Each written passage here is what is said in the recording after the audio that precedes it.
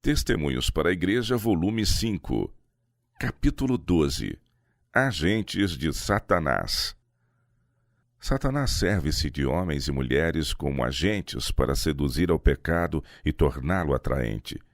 Esses agentes ele educa fielmente de modo a disfarçarem o pecado por tal forma que possa com mais êxito destruir vidas e roubar a Cristo de sua glória. Satanás é o grande inimigo de Deus e do ser humano. Ele se transforma, mediante seus agentes, em anjo de luz. Nas Escrituras, ele é chamado destruidor, acusador dos irmãos, enganador, mentiroso, atormentador e homicida. Satanás tem muitos às suas ordens, mas tem mais êxito quando pode servir-se de professos cristãos para sua obra satânica. E quanto maior sua influência, quanto mais elevada sua posição, quanto mais conhecimentos possuírem de Deus e de seu serviço, com tanto maior êxito dele se poderá servir. Todo aquele que incita ao pecado é seu agente. Enquanto assistindo a uma das reuniões campais no leste, fui apresentada certa sexta-feira a um homem que ocupava uma tenda com muitas mulheres e crianças. Naquela noite fui capaz de conciliar o sono. Sentia-me profundamente sobrecarregada. Ao elevar minhas preces a Deus na madrugada, uma visão dada anos antes, onde o comportamento de Nathan Fuller foi condenado, sobreveio-me bem clara à mente. Naquele tempo foram-me mostrados 3 homens com quem eu devia me encontrar, os quais estavam seguindo a mesma conduta iníqua sob profissão de piedade. Esse homem era um deles. Enquanto estive apresentando o meu testemunho no encontro matutino, o poder e o Espírito de Deus repousaram sobre mim, mas não fiz menção de casos individuais. Mais tarde senti claramente o dever e dei meu testemunho referindo-me a seu caso como o mais destacado. Por seu procedimento, esse homem estava andando contrariamente à direção do apóstolo, que pediu para que evitássemos toda a aparência do mal. Ele estava transgredindo o 7º mandamento, enquanto professava guardar o 4º. Em seu engano, ele estava cercado por mulheres que o seguiam a todo lugar, como uma fiel esposa deveria acompanhar o marido. Como povo, somos considerados peculiar. Nossa posição e fé nos distinguem de todas as outras denominações. Caso não sejamos em nada melhores do que o mundo na vida e no caráter, eles nos apontarão um dedo escarnecedor e dirão: estes são adventistas do 7º dia. Temos aqui um exemplo do povo que guarda o 7º dia em lugar do domingo. O estigma que deveria aplicar-se corretamente a uma determinada classe é dessa forma colocado sobre todos os que conscienciosamente guardam o 7º dia. Oh, quão melhor seria se tal classe não fizesse qualquer alegação de obedecer à verdade. Fui impelida a repreender esse homem em nome do Senhor e apelar às mulheres que o acompanhavam para separar-se e retirar dele sua equivocada confiança, pois infelicidade e ruína estavam no caminho que agora trilhavam. Os registros celestiais testificam a respeito desse homem. Um enganador adúltero, introduzindo-se nas casas e levando cativas mulheres nécias. Quantas vidas ele conseguiu comprometer com seu satânico sofisma, somente o juízo poderá revelar. Tais homens devem ser repreendidos e envergonhados de vez, para que não mais tragam contínua vergonha sobre a causa de Deus. Ao nos aproximarmos do final da história da Terra, aumentarão em torno de nós os riscos e perigos. Não adiantará uma mera profissão de piedade. Deve haver viva ligação com Deus para que possamos ter a visão espiritual e discernir a impiedade, que do modo mais artificioso e secreto vai se insinuando em nosso meio mediante os que fazem profissão de nossa fé. Os maiores pecados são introduzidos através dos que professam ser santificados e alegam não poder mais pecar. Entretanto, muitos dessa classe pecam diariamente e são corruptos de coração e vida. São presunçosos e justos aos próprios olhos, fazendo sua própria norma de justiça e deixando por completo de satisfazer a norma bíblica. Não obstante suas altas pretensões, são estranhos ao concerto da promessa. É em grande misericórdia que Deus suporta sua perversidade e não os arranca imediatamente como usuários inúteis do terreno, mas permanecem dentro das possibilidades de perdão. A longanimidade e misericórdia de Deus são continuamente abusadas. Davi, em seus dias, pensava que os homens haviam excedido os limites da longanimidade divina e que ele precisava interferir para vindicar a honra de Deus e restringir a injustiça. O Senhor é um professor de ensino religioso que profana o templo de Deus. Quase não há esperança para ele. Esse homem engana a si mesmo e ilude a outros há tanto tempo que Satanás tem quase que inteiro controle sobre sua mente e corpo. Se sua aparente veste de justiça puder ser retirada e seus vis propósitos e pensamentos expostos, de forma que ele não mais prossiga a conduzir outros nos caminhos do inferno, isso é tudo o que podemos esperar. Ele primeiramente detestou as advertências de Deus e então a elas resistiu porque expuseram sua conduta à luz da lei divina. Essa é uma das mais tristes evidências da cegante influência do pecado. Meses e anos se passam e não há um despertamento para a contrição. Com firme persistência seguiu ele seu caminho descendente. Não foi tomado de amargos sentimentos de remorso, nem temeu a vingança do céu. Como podia, mediante mentiras e enganos, acobertar seus pecados da observação alheia, estava contente. Todo o senso de certo e errado está morto dentro dele. A colheita que lhe está reservada terá ele horror de ceifar. A pior característica desse caso é que toda a sua satânica obra é feita sob pretensão de ser o envolvido um representante de Jesus Cristo. Um só pecador vestido de anjo de luz pode causar incalculável dano. Planos sombrios e temerários são deliberadamente feitos para separar marido e mulher. Disse o apóstolo, porque deste número são os que se introduzem pelas casas e levam cativas mulheres nécias, carregadas de pecados, levadas de várias concupiscências. 2 Timóteo capítulo 3, verso 6. Esses caracteres licenciosos insinuam-se nas famílias e, por sua astúcia enganadora e intrigas, desencaminham os conscienciosos. Heresias abomináveis são recebidas como verdade e os mais revoltantes pecados praticados como atos de justiça, pois a consciência se torna confusa e entorpecida. Esse homem aceitou a doutrina impopular do sétimo dia como o sábado do Senhor, de forma a dar à sua experiência religiosa uma aparência de honestidade.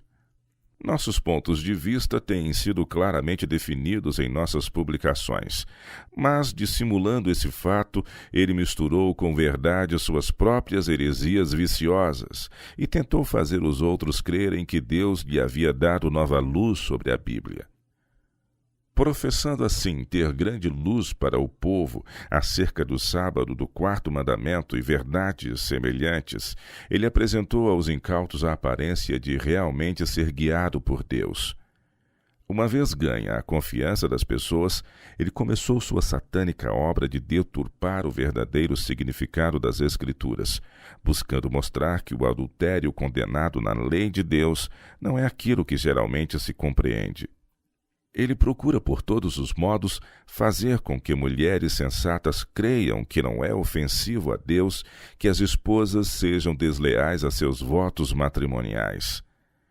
Ele não admite que isso seja transgressão do sétimo mandamento. Satanás se regozija ao ver pecadores entrarem na igreja como professos guardadores do sábado, enquanto lhe permitem governar-lhes a mente e afeições, usando-as para enganar e corromper os outros. Nesta época degenerada, serão encontrados muitos que estão de tal forma cegados para a malignidade do pecado que escolhem uma vida licenciosa, pois esta agrada a inclinação natural e perversa do coração. Em lugar de se contemplarem ao espelho a lei de Deus e porem o coração e caráter de acordo com a norma divina, permitem que instrumentos de Satanás lhes estabeleçam no coração sua norma. homens corruptos consideram mais fácil falsear as Escrituras para apoiá-los em sua iniquidade do que abrir mão de sua corrupção e pecado e se tornarem puros de coração e vida. Há mais homens dessa espécie do que muitos têm imaginado, e eles se multiplicarão à medida que nos aproximarmos do fim do tempo. A menos que se tornem arraigados e alicerçados na verdade da Bíblia e tenham uma viva relação com Deus, muitos se tornarão apaixonados e enganados. Os perigos ocultos bloqueiam nosso caminho. Nossa única segurança está na constante vigilância e oração. Quanto mais perto andarmos de Jesus, tanto mais nos tornaremos participantes de seu caráter puro e santo. E quanto mais ofensivo se nos parecer o pecado, tanto mais exaltados e desejáveis parecerão a pureza e o brilho de Cristo. Para acobertar sua vida corrompida e fazer com que seus pecados pareçam inofensivos, esse homem cita exemplos bíblicos em que homens bons caíram em tentação. Paulo enfrentou tal tipo de gente em seus dias, e a igreja tem sido afligida por eles em todas as épocas. Em Mileto, Paulo convocou os anciãos da igreja e os advertiu com respeito ao que iriam enfrentar. Olhai, pois, por vós e por todo o rebanho sobre que o Espírito Santo vos constituiu bispos, para apacentardes a igreja de Deus, que ele resgatou com seu próprio sangue. Porque eu sei isto, que depois da minha partida entrarão no meio de vós lobos cruéis, que não perdoarão o rebanho, e que dentre vós mesmos se levantarão homens que falarão coisas perversas para atraírem os discípulos após si. Portanto, vigiai, lembrai-vos de que durante 3 anos não cessei noite e dia de admoestar com lágrimas a cada um de vós. Atos dos Apóstolos, capítulo 20, versos 28 a 31. Aquele que professa a verdade, mas vive na injustiça, que professa crer nela e, contudo, a fere cada dia por sua vida incoerente, está se entregando ao serviço de Satanás e levando pessoas à ruína. Essa classe de pessoas tem comunhão com anjos caídos e são por eles ajudados para alcançar o domínio de outras mentes. Quando o enfeitiçante poder de Satanás domina uma pessoa, Deus é esquecido e exalta-se o ser humano cheio de propósitos corruptos. A licenciosidade secreta é praticada por essas pessoas iludidas como uma virtude. É essa uma espécie de feitiçaria. Bem pode ser feita a pergunta que o apóstolo fez aos Gálatas: quem vos fascinou para não obedecerdes à verdade, a vós, perante os olhos de quem Jesus Cristo foi já representado como crucificado? Gálatas capítulo 3, verso 1. Há sempre um enfeitiçante poder nas heresias e na licenciosidade. A mente é tão iludida que não pode arrazoar inteligentemente, e uma ilusão a estar continuamente desviando da pureza.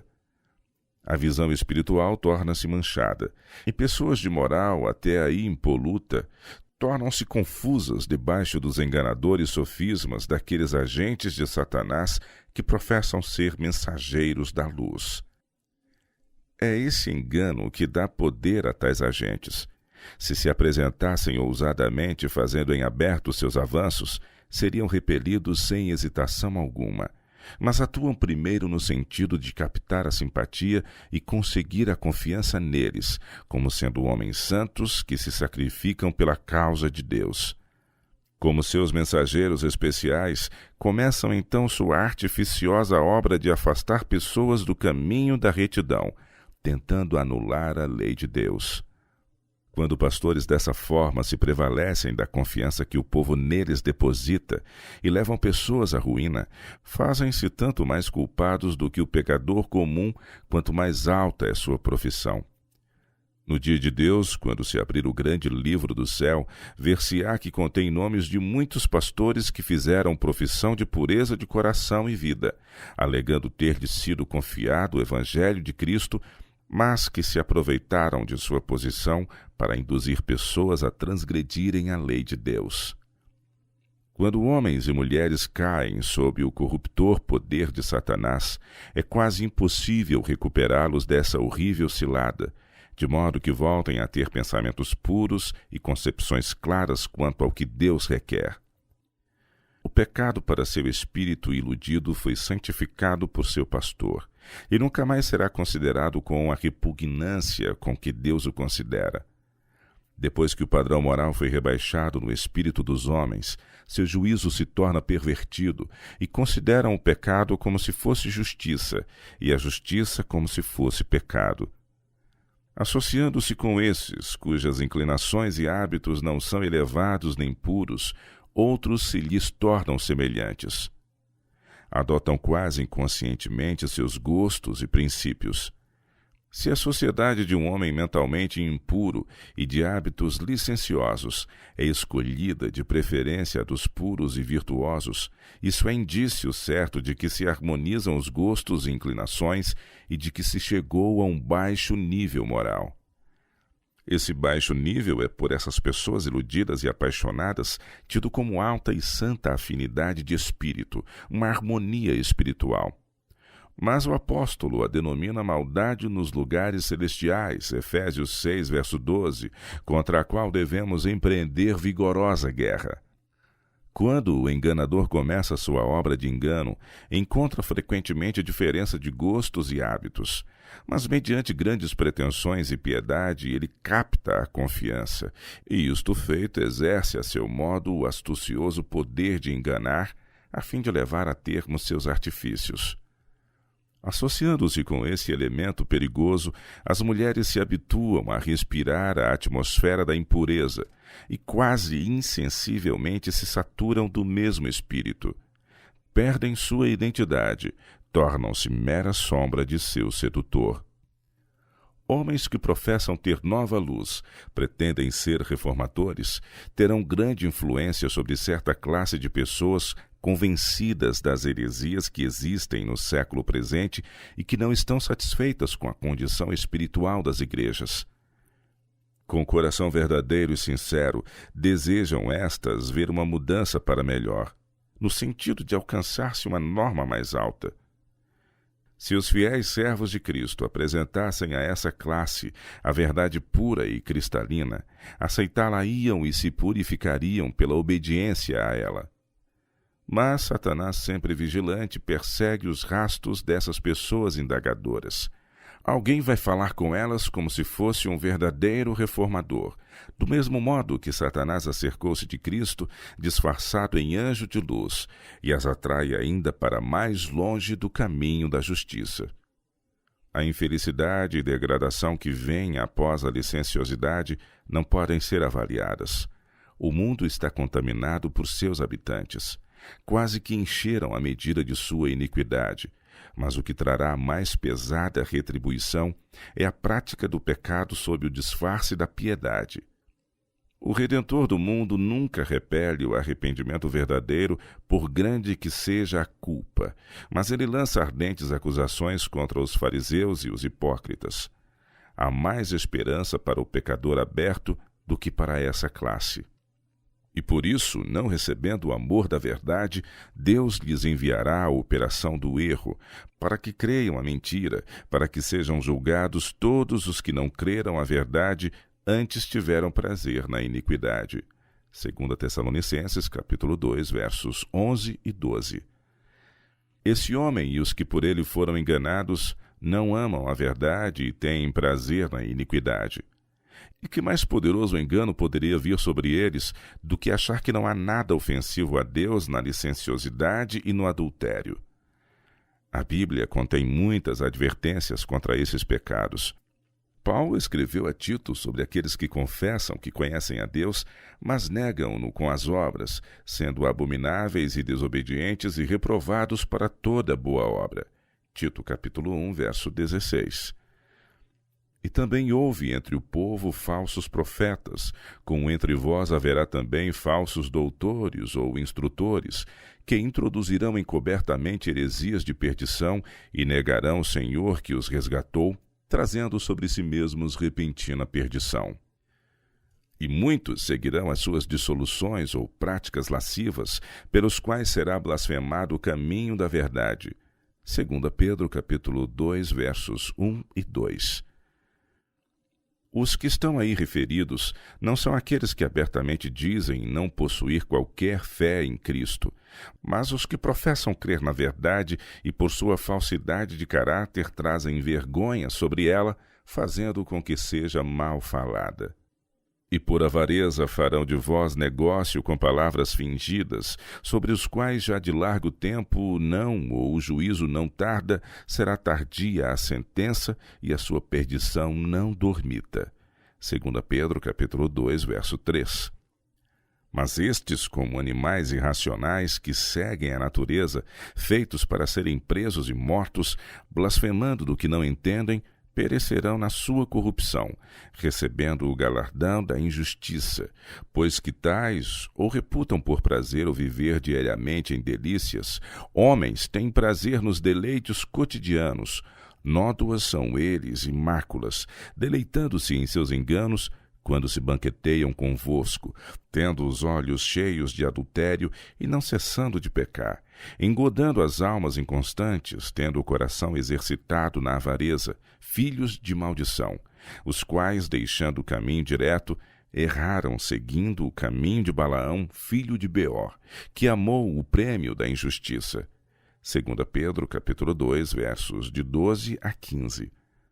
Estes são fontes sem água, nuvens levadas pela força do vento, para os quais a escuridão das trevas eternamente se reserva.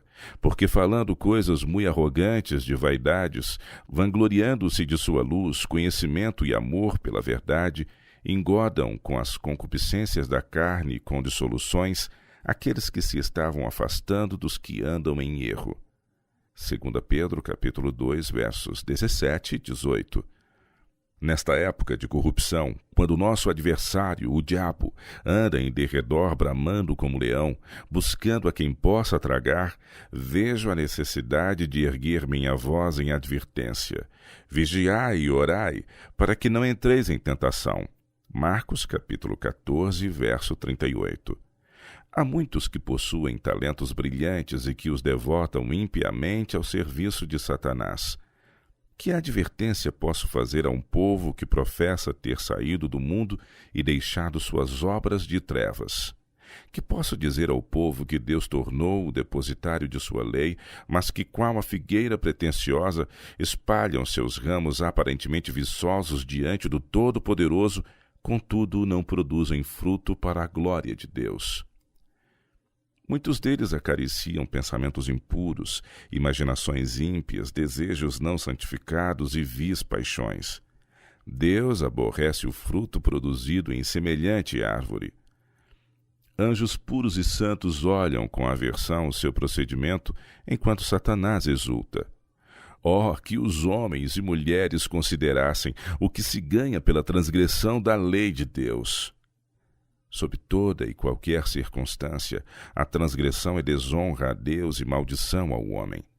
Assim a devemos considerar, por lindo que seja seu disfarce e seja quem for que a pratique. Como embaixadora de Cristo, eu lhe rogo, a você que professa a verdade presente, que aborreça prontamente qualquer aproximação da impureza e que abandone a companhia dos que respiram sugestões impuras.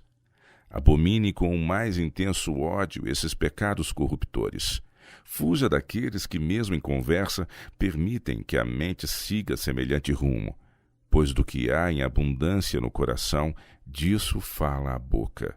Mateus capítulo 12, verso 34.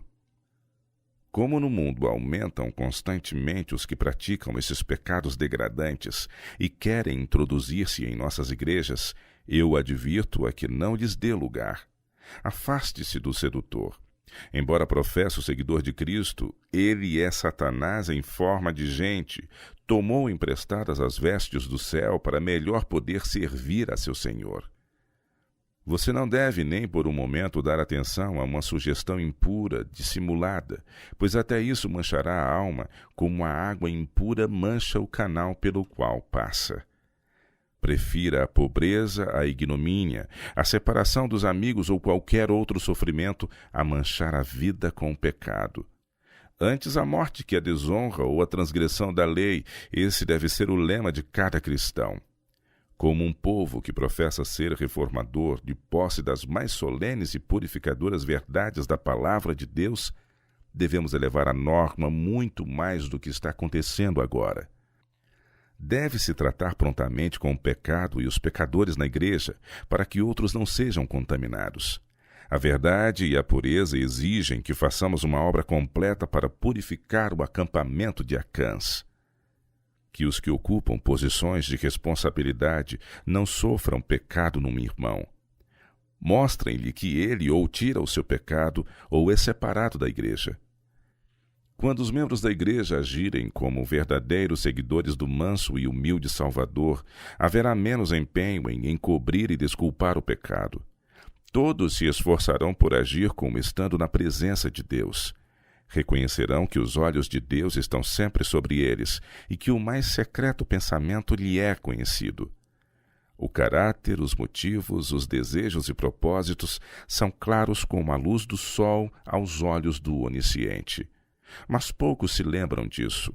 A maioria não reconhece nem de longe que terrível conta terá de ser prestada no tribunal de Deus por todos os transgressores de sua lei. Poderão vocês que professaram ter recebido tão grande luz estar satisfeitos com um nível baixo?